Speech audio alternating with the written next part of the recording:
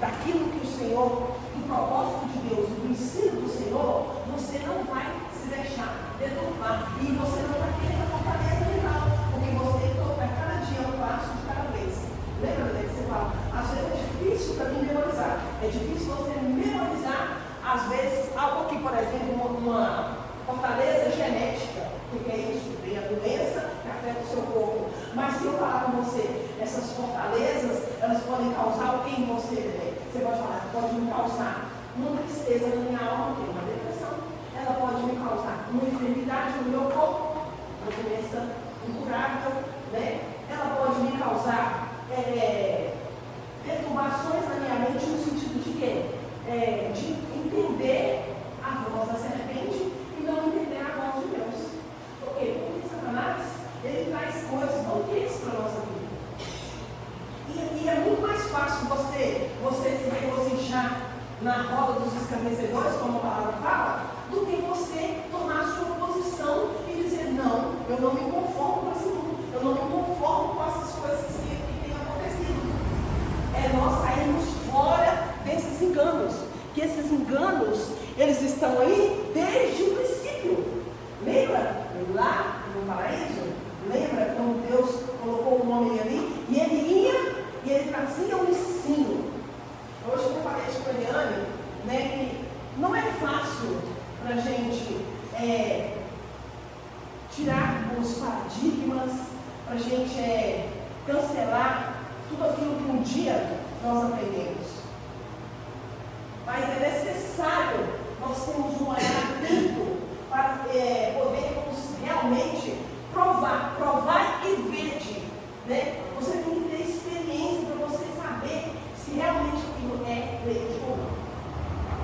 E eu fazendo esse estudo aqui, que é uma das páginas que eu vou entrar com vocês, sobre a mentalidade. Como que o inimigo ele tenta pegar a minha e a sua mentalidade para deturpar aquilo que o Eterno tem trago de ensino na sua vida. E isso aconteceu lá no jardim. Como que aconteceu lá no jardim?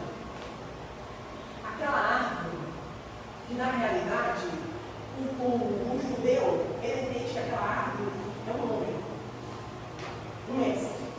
Quem era o mestre que estava no paraíso? Deus.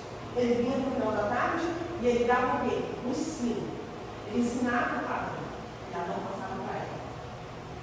Mas houve uma proibição ali. Olha, daquele fruto ali, daquela árvore ali, você não pode. Ou seja, quem é que representava aquela árvore? A serpente. E a serpente falava. Quer dizer, se eu estou ali, se o Dedé está ali, o Dedé é o mestre, o rabino, o professor, e eu passo todo dia ali, eu vejo que ali o Dedé está ali naquele lugar. Vou sentir curiosidade. O que aconteceu? Ela se aproximou, você começou a ouvir aquela voz de engano, e quando ela chegava em casa, toda mulher é assim, não sei se ele é assim. Quando você chega em casa, aí você vai contar com o seu cônjuge, né? Você vai falar com ele, né? Eu descobri uma coisa, filho. Né? Que nós temos, né? Filho, descobri isso. Cada dia uma novidade. Porque enquanto a Adão estava ali trabalhando, cuidando, zelando, ela ia lá e sentava para ouvir um ensino errado. E ela chegava e fazia aquele ensino errado. O interessante é que aqui fala, olha que interessante. Quando Deus chegou, ele disse assim: quem te mostrou que você estava ali? Né? Que Adão escondeu mais ela, né? Depois ele veio toda acanhada. Deus falou, mas quem é que te mostrou que você estava ali? Porque ele, o mestre, que estava ali, o rabino, que ele ensinava, ele nunca tinha falado isso. Quem é que mostrou? A outra voz, que conversou com ela e trouxe para Adão. Mais adiante ele fala assim: comeste tu da árvore do que eu te orientei e não comesse? Você comeu dela? Aí naquele momento ali, houve o quê? Cada um tentando jogar a culpa para cima do outro. Porque ninguém queria assumir realmente a sua responsabilidade. Mas entenda, quando eles se sentaram para ouvir a serpente, o que aconteceu?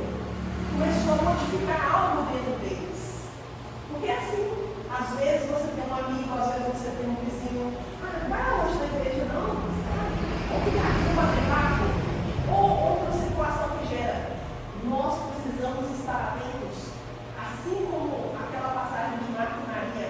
quando Jesus chegou na casa, a Marta foi sentar e foi ouvir tudo que ele tinha para falar. E a Maria ficou ansiosa, querendo mostrar para ele uma casa limpa, uma refeição maravilhosa, uma aguinha fresca, um suquinho na hora. Não, ela estava achando que estava fazendo o que era bom. Mas ali diante do mestre, o nosso desejo é de quê? Sentar para aprender. Não é correr, né? Se você quer comer um pãozinho, você quer tomar um suquinho, entendeu? Então, muitas vezes, nós ficamos assim, desapercebidos. Quando a Gabriela, mais o pastor, estava para chegar, nós mais ou menos ficamos como Maria. Ficamos como Maria, né? Mais ou menos ficamos como Maria. Monta trem dali, corre trem daqui, prepara trem dali, Marta, é. Nós ficamos como Marta, correndo para lá e para cá. Nossos pastores vindo, meu Deus, aí e dá um lustre aqui, e faz um negocinho ali, e prepara um lanchinho aqui, e chama não sei o quê. E quando os pastores chegou, eu estava tão arregaçada, estava tão cansada. A menina doente, gritando, chorando, e aquele desespero todo. Ficamos com Marta, porque não podemos, não tiramos aquele tempo gostoso, legal, não estou falando todos, entendeu? Mas no contexto geral, foi mais ou menos o que aconteceu. Por quê? Porque nós deixamos a nossa ansiedade tomar frente. Eles iriam vir, um tempo legal, um tempo gostoso, um ensino bacana, mas a gente vivia. Então é assim que o Senhor nos chama, nos dá um alerta. É necessário você ouvir a voz certa. E o mais interessante aqui, irmãos, que eu quero trazer para vocês, olha, todos, sem exceção, antes de vir ao reino de Deus, nós somos educados por diferentes tipos de mestre. Primeiro foi quem? Os nossos pais. Nossos familiares. A menina da dor da barriga. Saiam da barriga em nome de Jesus. Seu irmão já foi?